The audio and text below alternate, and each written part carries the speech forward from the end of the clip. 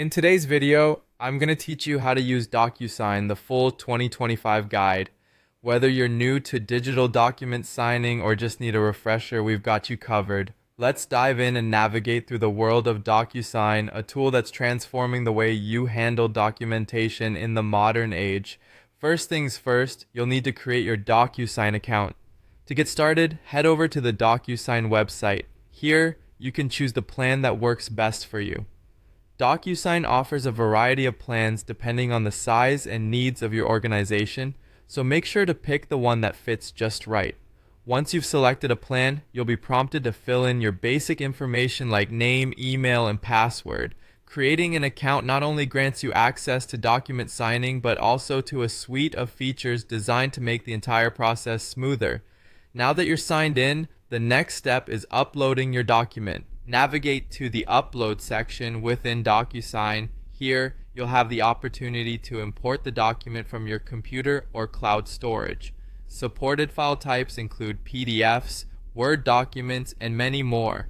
To make sure everything goes off without a hitch, ensure your document is saved in one of these compatible formats.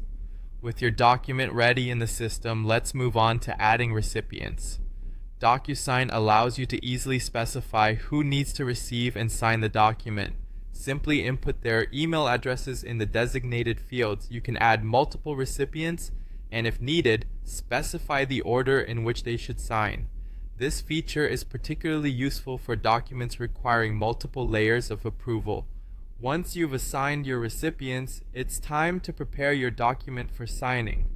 DocuSign's interface lets you drag and drop fields for the signer to fill out, such as signatures, dates, and initials. Take your time to accurately place these fields to avoid delays or complications later on. Now here comes a little extra flexibility, customizing your settings. This step is optional but valuable.